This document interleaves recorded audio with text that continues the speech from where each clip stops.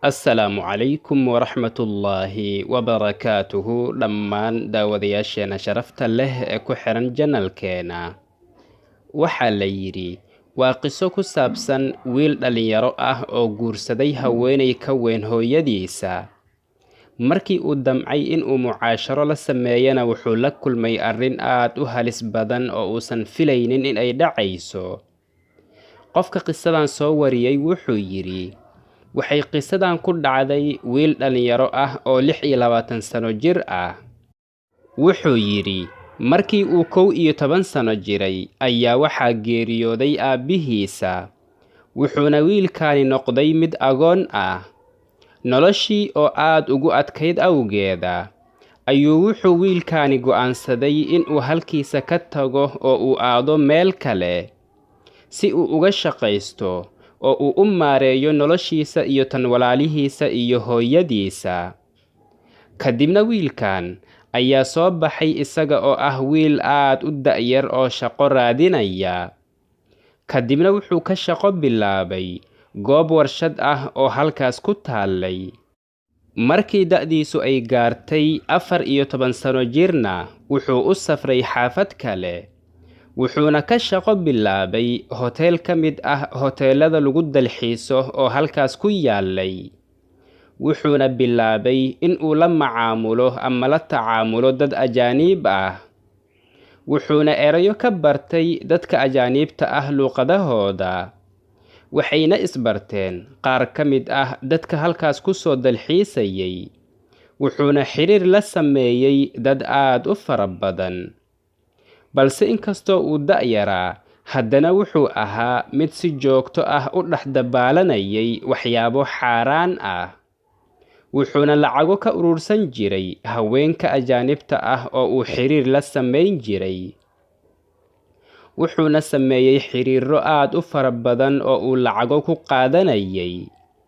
Markii uu wiilkan dhalinyarada ah gaaray da'da 18 sano, ayuu wuxuu dareemay in cimrigiisu uu weynaanayo iyo in uusan weli waxba qabsan oo dhammaan maalkiisii uu urursadayna uu bixiyay oo ay dhammaadeen. Wuxuu yidhi maalin maalmaha ka mid ah ayaan waxaan helay fursad dahabi ah.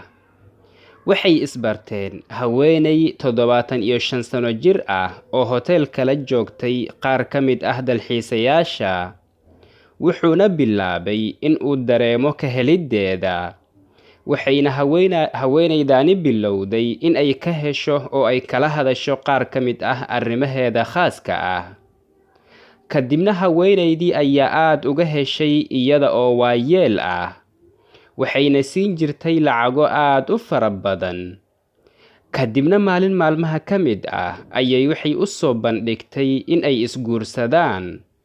Waxayna u sheegtay in ay tahay haweeney taajirad ah oo haysata dhaqaale aad u fara badan, iyo in haddii uu guursado taa beddelkeeda ay siin doonto lacago aad u fara badan. Wiilkii wuxuu is yidhi waa fursad qaali ah, lacago fara badan ayaan heli doonaa, kadibna waxaan guursan doonaa haweeney kale, waxaana ka mid noqon doonaa dadka taajiriinta ah.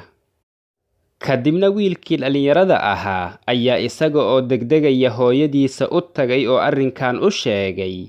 Wuxuuna ku yidhi arrinku ma dheeraan doono oo mar dhow waxaan ka mid noqon doonaa taajiriinta.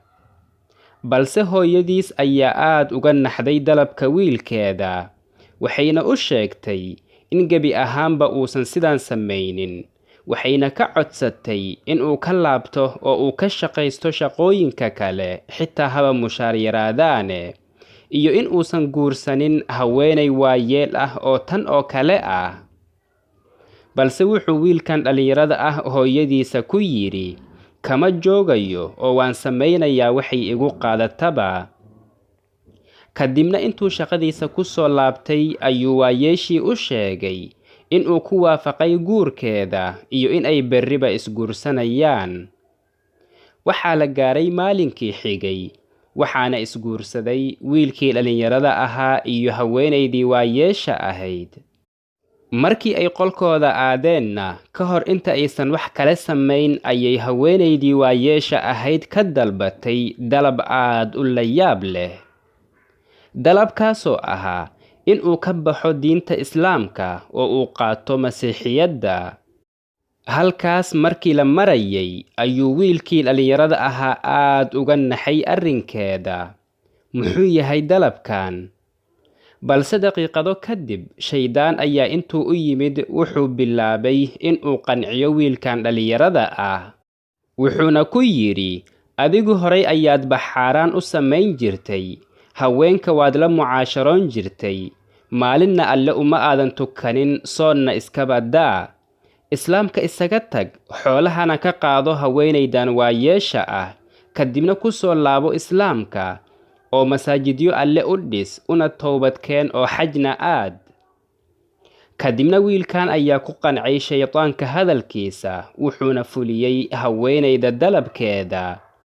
wuxuuna islaamnimada ka tagay isaga oo aanan dareemin, wuxuuna bilaabay inuu fuliyo dhammaan amaradeeda.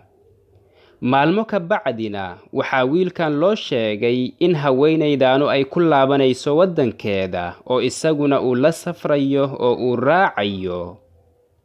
kadibna wiilkan ayaa intuu wax walba diyaarsaday kadib wuxuu aaday hooyadiisa iyo qoyskiisa si uu u macsalaameeyo una sheego in uusan wax badan soo maqnaan doonin iyo in uu si degdeg ah dib ugu soo laaban doono isaga oo wada maal aad u fara badan. kadibna waxaa wada safray haweenaydan iyo wiilkan dhallinyarada ah. markii uu waddankeeda soo gaarayna wuxuu la kulmay arrin aad u naxdin badan oo lama filaan ku noqotay. arrintaasoo ahayd in haweenaydaani ay leedahay kalaab ama mehrad zino iyo xumaan lagu sameeyo. waxayna ka dalban jirtay inuu xumaan la sameeyo dadka macaamiisheeda ah ee halkaas xumaan u soo doonan jiray.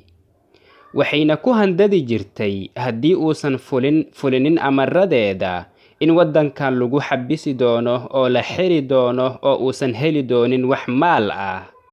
wuxuu yidhi wiilkan dhallinyarada ah, arrimihii ayaa bilaabay in ay aad iigu sii adkaadaan, balse waxaan ahaa mid sabrayay oo naftayda waan sabarsiinayay.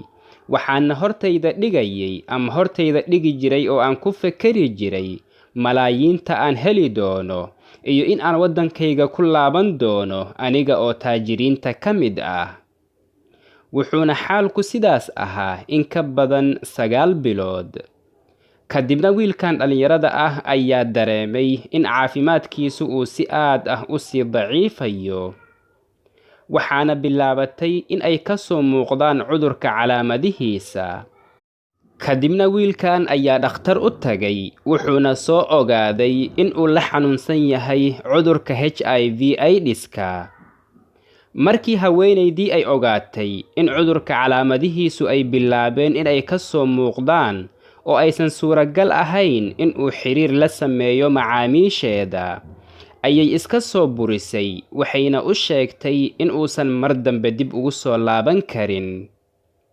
kadibna wiilkan dhallinyarada ah ayaa dib ugu soo laabtay waddankiisa, balse wuxuu soo laabtay isaga oo xanuunsan oo ku jira marxaladihii ugu dambeeyey ee cudurkiisa.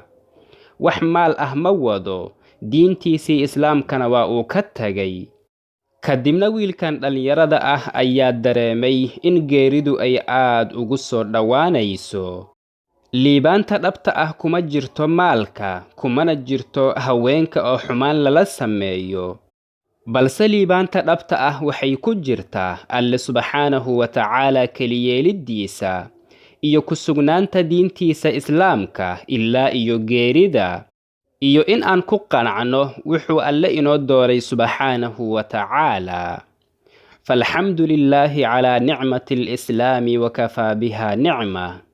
اللهم ثبتنا على توحيدك وسنة نبيك محمد صلى الله عليه وسلم حتى نلقاك، واختم لنا بخاتمة السعادة وبشهادة أن لا إله إلا الله محمد رسول الله حتى نلقاك بها يا ربنا. اللهم آمين. هذا والله تعالى أعلى وأعلم، وصلى الله وسلم وبارك على سيدنا محمد وعلى آله وصحبه أجمعين. والسلام عليكم ورحمة الله وبركاته.